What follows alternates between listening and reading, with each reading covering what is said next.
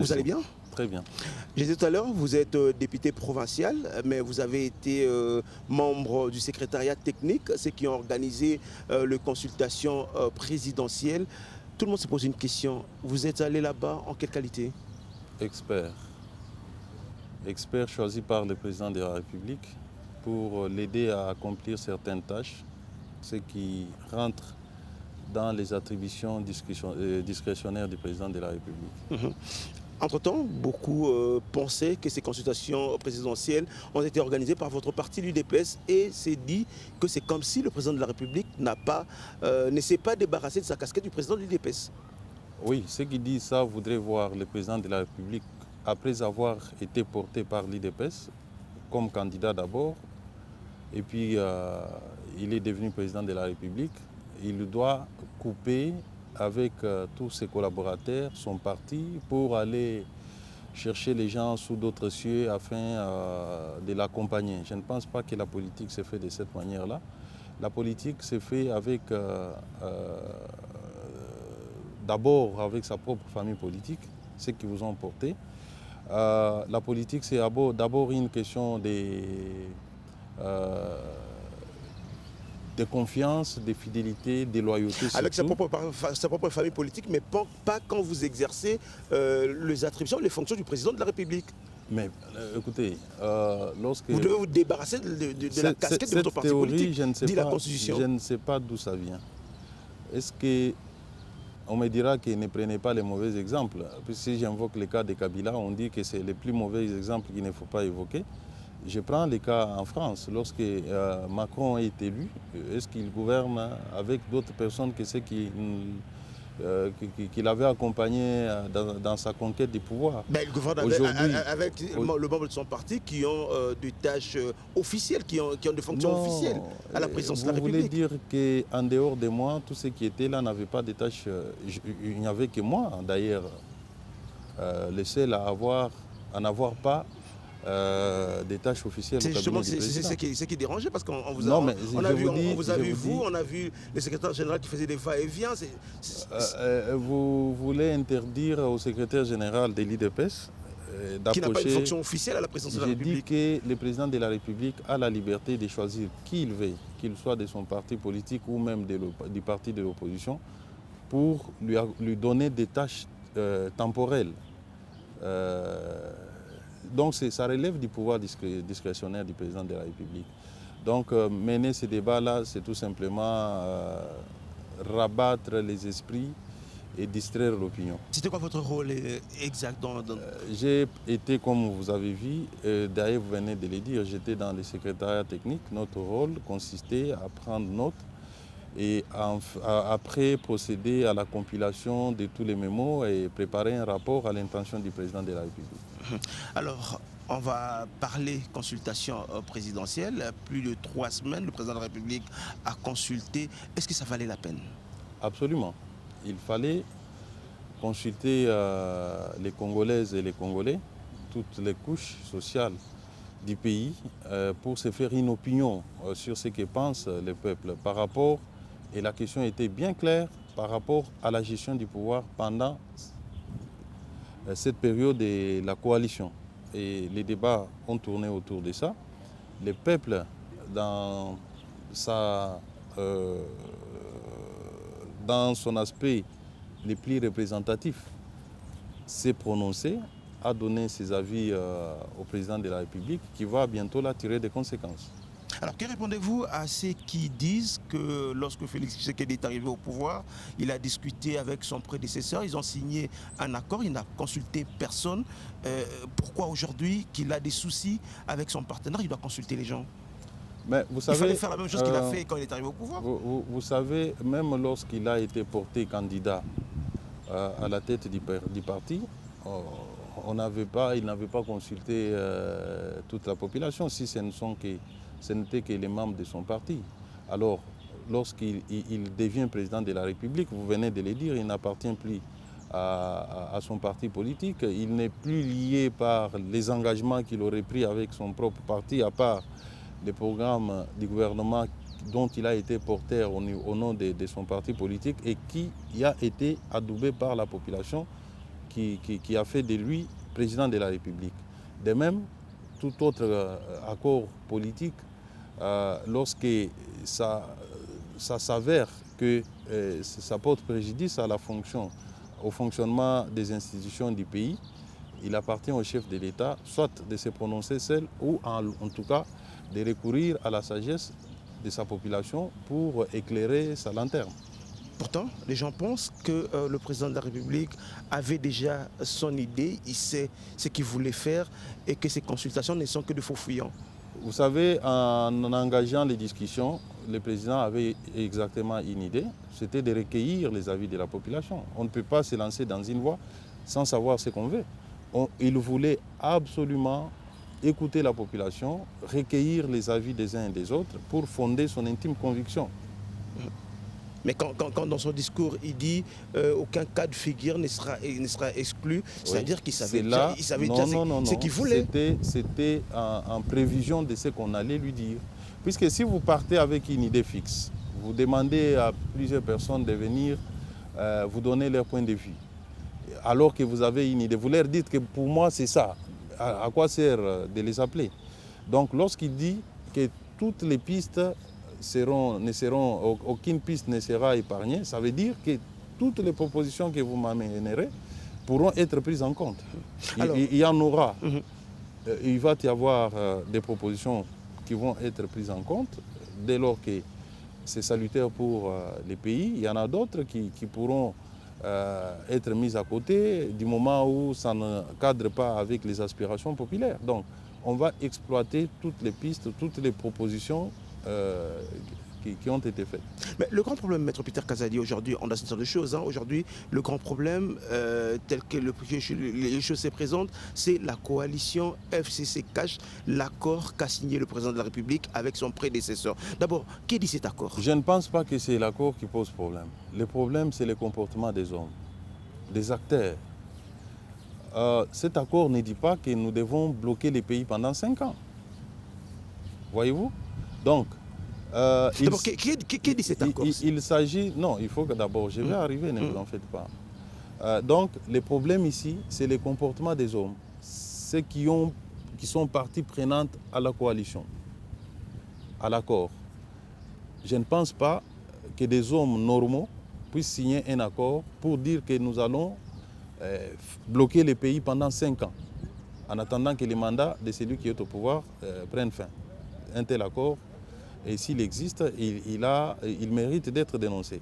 Alors vous parlez, vous cherchez à connaître ce qui est dans l'accord. Je n'ai pas été à la signature de cet accord, mais ce que je sais, ce que j'en prends, cet accord consistait à partager les responsabilités, à gérer les pays en mettant ensemble nos deux forces, c'est-à-dire la force du CACH et la force du FCC. Moi, j'ai participé à la rédaction du programme gouvernemental actuel. Et c'est autour de ce programme que toutes les parties se sont accordées. Ce programme a été adoubé par le Parlement. Il est question aujourd'hui de mettre ça en pratique. Nous avons défini même les quotas. Chacun de nous a une part de responsabilité. Et dans les cas d'espèce, les FCC disposent de 65% du gouvernement, tandis que les CACH, nous n'avions que 35%. Alors, il était question maintenant de mettre en mouvement les programmes que nous avons acceptés ensemble et apporter le bonheur au peuple congolais. Alors ça, c'est vous qui le dites. Malheureusement. Ça, c'est vous qui le dites, mais je vais citer nos confrères de Jeune Afrique qui ont relayé le propos du sénateur à vie, le président Joseph Kabila, qui, face aux députés, il a dit que cet accord disait que vous devez vous partager les responsabilités, vous ne pouvez pas nommer sans consulter votre partenaire. Ce qui veut dire que vous avez violé, vous n'avez pas respecté l'accord. On a nommé qui sans consulter les partenaires? Dans les forces armées, dans la justice? Non. Il y a des matières qui relèvent du président de la République. On ne peut pas se partager l'armée. Où est-ce que vous avez déjà vu? Voilà là où j'ai dit. Le poste de responsabilité, en signant l'accord, le président savait qu'en nommant, il devait consulter son partenaire. J'ai dit que pareille disposition, s'il existe dans l'accord, signifie que l'accord est anticonstitutionnel, anti-l'État congolais. Vous comprenez? Et lorsque j'échange avec le président de la République, il ne m'a jamais dit que pareille disposition existait où on devait se partager l'armée. Les gouvernements ont se partagé... Pas seulement l'armée, le poste de responsabilité, tout le poste de responsabilité. J'ai dit qu'il y a des domaines, où on ne peut pas se jouer avec. C'est notamment l'armée, c'est la justice. La justice ne doit pas comporter des couleurs politiques, qu'il y ait des magistrats du FCC et les magistrats du CACH ou les magistrats de l'opposition. Vous voyez là où ça peut conduire le pays. Il n'a jamais été question d'un tel accord. Mais solliciter au moins l'avis du partenaire. Mais pourquoi? Parce que c'est un accord de gouvernance. L'avis pour dire quoi? Pour qu'ils disent que moi aussi j'ai mes magistrats que je vais vous donner? Dans cette matière-là, la Constitution dit que les nominations sont proposées par le Conseil supérieur de la magistrature. C'est à lui seul que revient le pouvoir de proposer des nominations. On n'a pas dit que les leaders politiques doivent se réunir pour donner injonction, sinon ça serait empiéter à l'indépendance de la magistrature. Et toujours selon nos amis... Et les mêmes principes pour l'armée. Et toujours dans cette même communication, il dit que vous deviez, 5 ans après, c'est prévu que vous puissiez soutenir le candidat du FCC. Ça, je ne suis pas au courant, mais admettons que ça soit ainsi. Est-ce que c'est une raison de bloquer le fonctionnement du pays? Puisqu'on doit soutenir les candidats du FCC en 2023, donc bloquons les pays, le peuple doit demeurer en souffrance pendant 5 ans. Qu'est-ce que vous appelez bloquer les pays? Et pourtant, vos amis disent que aucune loi que vous avez amenée au Parlement a été bloquée, toutes les décisions... Est-ce que le peuple mange la loi? Est-ce que le peuple mange la loi? Lorsque la loi est votée au Parlement, le peuple se rassasie de la loi. Mais quelles sont les réformes, que vous avez amenées? Quelles sont les réformes que vous avez amenées qui ont été bloquées? Vous êtes journaliste, observateur de la société en général et de la vie politique en particulier. Est-ce que vous pouvez indiquer, à part les mesures phares que le président de la République a annoncées, notamment la gratuité de l'enseignement qui est en train d'être combattue aujourd'hui, sabotée par certains membres du gouvernement. Et pourtant, est-ce que vous avez vu cela? Vous avez loué cela? Loué quoi? La gratuité de l'enseignement. Mais oui, je continue à louer ça. C'est effectif, mais j'ai dit que c'est en train d'être combattu. Comment ça? Mais il y a des écoles qui ont proclamé tout haut qu'ils devaient demander encore aux parents. Ça, ce n'est pas le FCC, ce n'est pas vos partenaires. J'ai dit tout ça pourquoi? Parce que l'État ne parvient pas à subvenir aux besoins de l'enseignement. L'argent existe, mais on ne veut pas débourser cet argent en faveur de l'enseignement. Tout simplement dans le but de saboter l'action du président de la République. C'est ça aussi le blocage.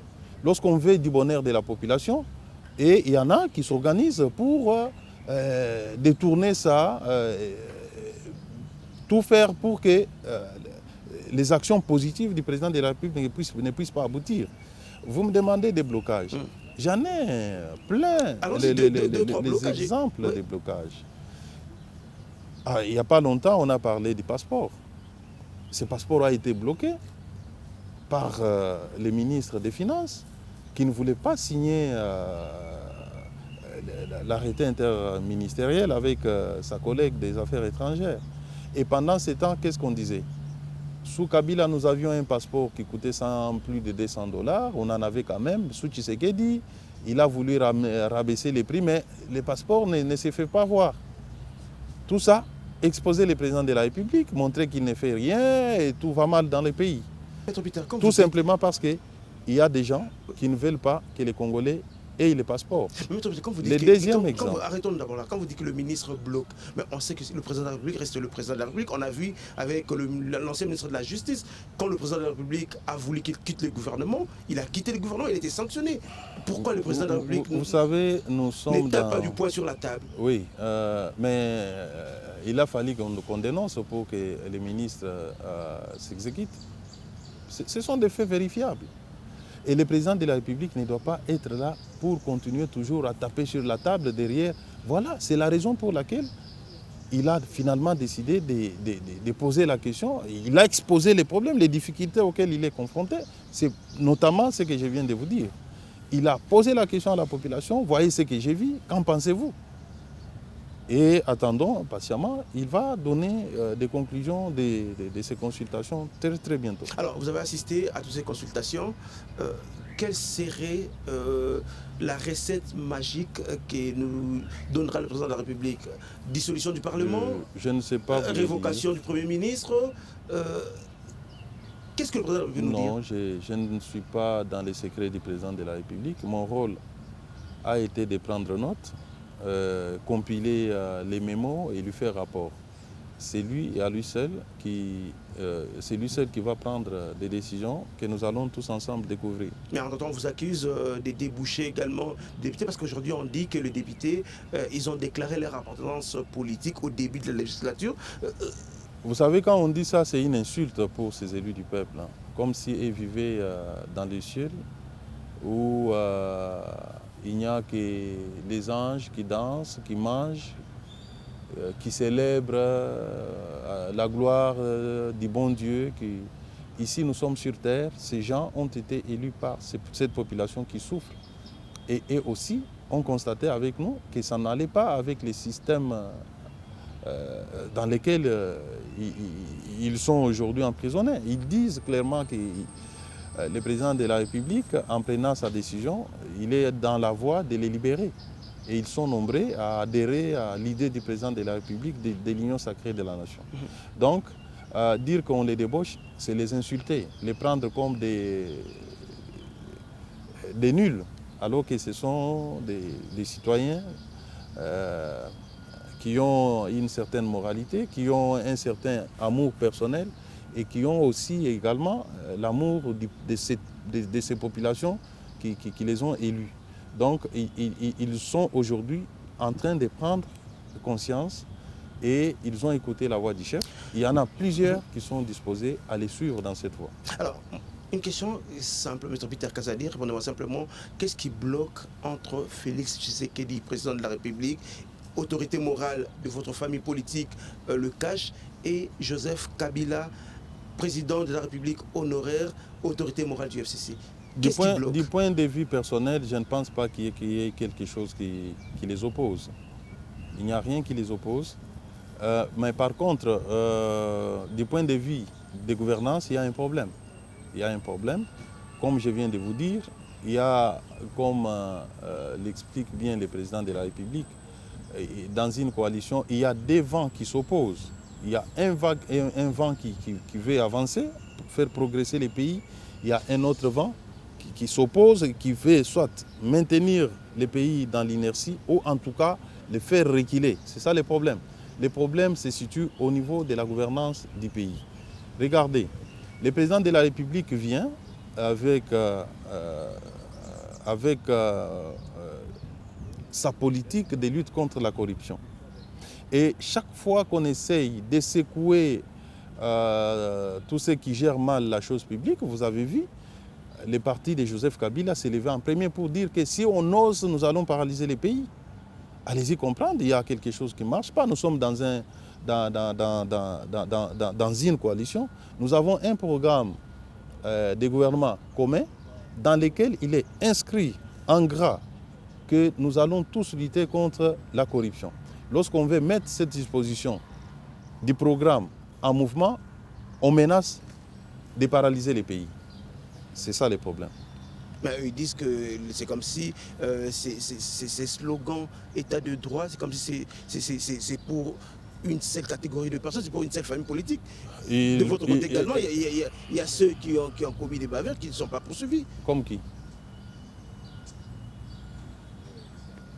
Tu me cites le nom de quelqu'un qui a été pris en flagrant délit de chez nous.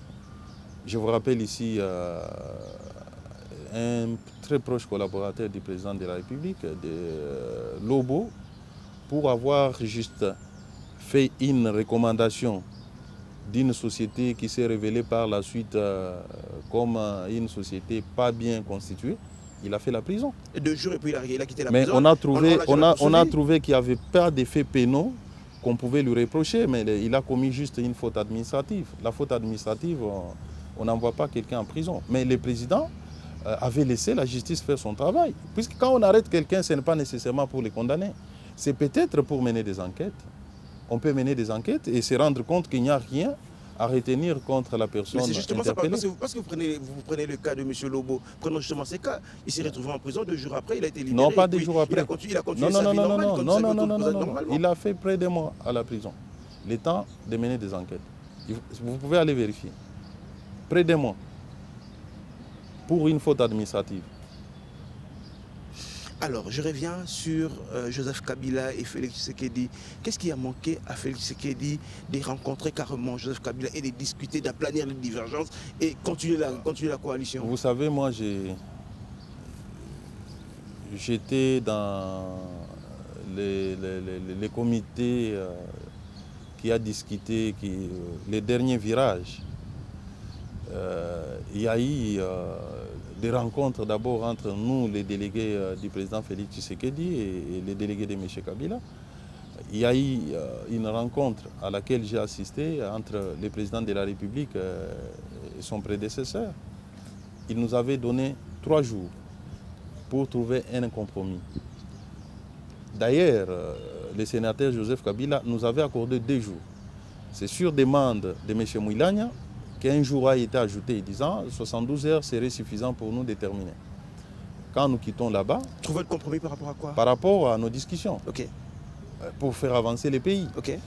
Mais M. Mouilania est parti pour nous recontacter 5 jours après.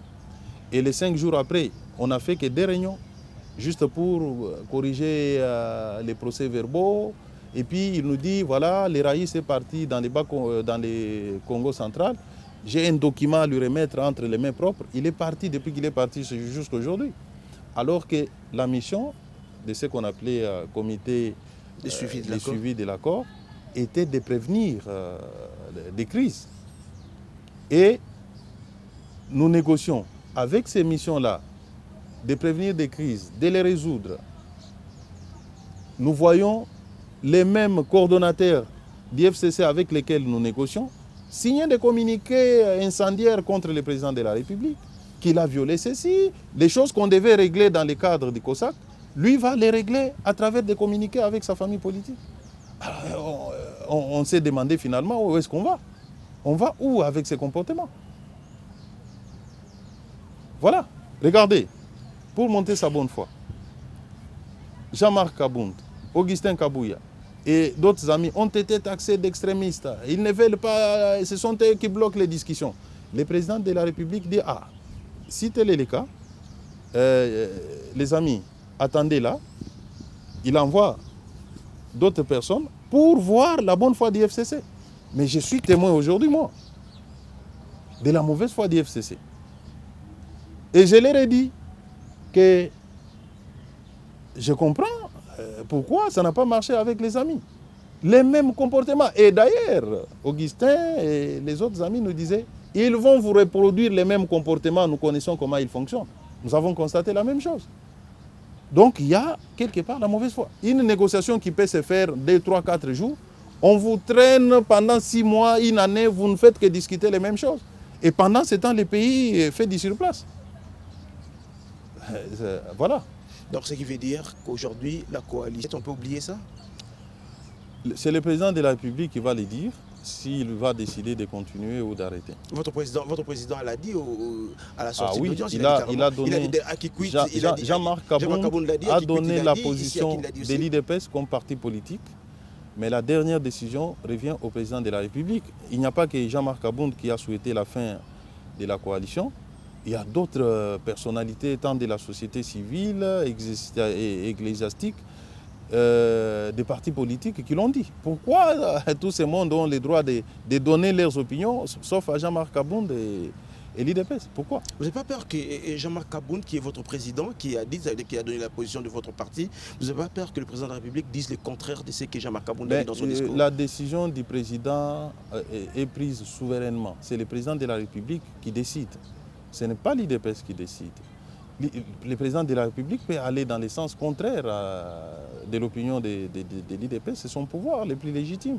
Et une fois qu'il aura levé l'option, nous allons nous aligner derrière sa décision pour l'accompagner, les soutenir. Donc on peut s'attendre aussi que le président de la République, en revenant vers nous, vers la population, qui vient nous dire que j'ai réfléchi, la coalition FCC cache, je continue. Je m'interdis de dire ce que le président va penser, va dire, mais cette hypothèse-là ne serait pas crédible. Mais vous avez dit il est souverain dans sa décision, il peut dire ça aussi. Il peut le dire, mais moi, j'estime que pour avoir été acteur dans ces négociations, dans cette coalition, j'estime que ça serait très dangereux de maintenir cette coalition. Ça, c'est mon point de vue. C'est mon point de vue qui n'est pas celui du président de la République. J'estime très sincèrement qu'il est dangereux aujourd'hui d'envisager de continuer dans cette coalition. C'est une coalition qui ne produit rien. Une coalition composée de gens de mauvaise foi, qui ne veulent pas de l'avancement du pays, qui n'aiment pas les pays. Maître Peter Kazadi, Joseph Kabila qui a écrit à la communauté internationale, le sénateur a vu, Joseph Kabila qui a écrit à la communauté internationale, il dit le non-respect de l'accord de coalition produirait des effets incalculables, pourrait même nous ramener à 50 ans en arrière. Vous avez non, pas peur vous savez... C'est comme si aujourd'hui nous allons vers un virage très dangereux. Il confond les temps et les époques. Aujourd'hui, nous ne sommes pas en 1960. Ce qui s'est produit en 1960 n'est pas ce que nous vivons aujourd'hui. En 1960, il y avait des compatriotes. Je dis bien des compatriotes. Aujourd'hui, nous n'avons pas affaire à des compatriotes. Chacun en 1960 agissait de bonne foi, croyant servir son pays. Aujourd'hui, nous avons des gens qui se connaissent des prédateurs, que le peuple a identifiés comme tels, comme un groupe de prédateurs. Oui, mais il dit ne pas respecter l'accord nous ramènerait c'est son aurait point des conséquences de vue. incalculables. C'est son point de vue. Vous n'avez pas peur, vous n'avez pas peur, vous n'avez pas peur. Est-ce que vous me voyez, moi, là, avoir peur des gens qui sont dans les mal, qui menacent les paisibles citoyens? Oh. C'est comme quelqu'un qui veut vous arracher votre micro, là, en vous faisant des menaces. Lorsque vous êtes assez outillé pour lui opposer la résistance, vous ne lui donnez pas. Et c'est le cas aujourd'hui pour nous. Nous savons que ce sont des petites menaces qui ne reposent sur rien, si ce n'est que sur cette volonté toujours renouvelée de vouloir avoir la même mise sur le pays. Et c'est illégitime. Vous savez, dans ma langue, on dit Lusanzu Lukulu. Je ne sais pas comment interpréter ça en français, mais ça veut tout simplement dire que, bon, j'illustre, hein. Chez nous, il y a ce qu'on appelle les cas Kenkuba. Lorsqu'on veut vous envoyer, je ne sais pas appeler fétiche ou quoi, si on veut vous abattre par cette voie-là, il faut que vous ayez commis une faute. Et la personne qui vous envoie ça dit, lui, il va échapper si seulement il n'a pas pris mon bien, s'il n'a pas pris ma femme, par exemple. Et que si vous n'avez pas touché à son bien ni à sa femme, ça ne vous fera rien. C'est le cas aujourd'hui. C'est la même chose. Ils peuvent se dire qu'ils n'ont pas respecté l'accord et j'envoie ça. Je pose la question publique. Est-ce que Kabila peut d'abord montrer les dits accords et indiquer la disposition qui serait violée? C'est la moindre des choses. Ça ne sert à rien de dire il a violé l'accord, il a violé... Mais oui, l'accord peut bien exister. Alors qu'il sort l'accord, qu'il indique la disposition qui est violée par rapport aux méfaits que lui et ses hommes sont en train de causer à la nation. Je dis bien à la nation, aux millions de Congolais, au nom d'un accord. Si cet accord existe réellement et qu'une des dispositions aurait été violée, pensez-vous que nous devons sacrifier tout un peuple au nom d'un accord signé entre deux personnes? Maître Peter, les Congolais, les Kinois qui ont vécu 2006, ils ont peur que la guerre il n'y aura pas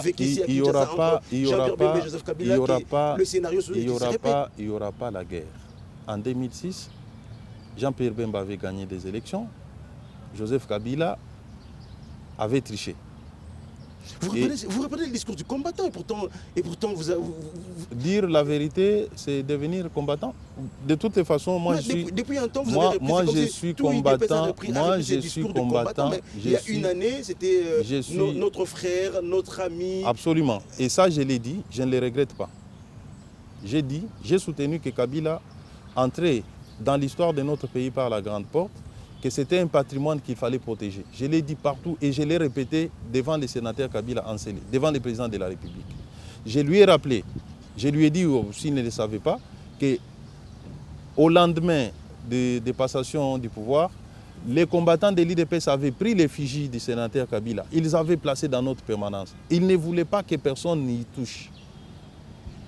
Tout simplement parce qu'il avait posé un acte de bravoure en acceptant de céder la main à l'issue de ces deux mandats. C'était quelqu'un qui entrait dans l'histoire du pays, qui méritait la protection et la reconnaissance du pays, de la nation tout entière. Alors, du moment où Joseph Kabila ne veut pas laisser ce pays qu'il a géré de main de maître pendant 18 ans, ce pays qui ne cherche que sa libération, ce pays qui ne cherche que son développement, son décollage économique, que lui, avec un système de prédation tant décrié pendant autant d'années, qu'il tente encore de revenir et de garder la même mise sur ces pays, il ne mérite ni protection, ni respect du pays. Il devient un danger public. Joseph Kabila est bien lorsqu'il accepte l'alternance, il devient mauvais lorsqu'il soutient la violation de la Constitution. Il a soutenu la violation de la Constitution. On vous accuse de ça, vous avez violé la Constitution avec non, le magistrat de la Constitution. Tu veux dire que lorsqu'il dénonce lorsqu'il dénonce la violation de la Constitution, si je dois dire comme vous le dites, il devient mauvais. Lorsqu'il accepte l'alternance, là, c'est un sang, il est bon. Vous savez, même un bandit, hein, lorsqu'il accepte de se repentir et qu'il pose des actes positifs, il mérite d'être loué. Mais lorsque les mêmes bandits récidivent, il mérite d'être condamné. Vous parlez de la dénonciation de la violation de la Constitution. Très vite, on a terminé. Nous avons fait des débats, à la fois scientifiques et politiques, avec nos amis du FCC. Nous leur avons démontré que pour nous, du point de vue des droits, le président de la République n'a violé aucune disposition constitutionnelle. Ça, c'est un.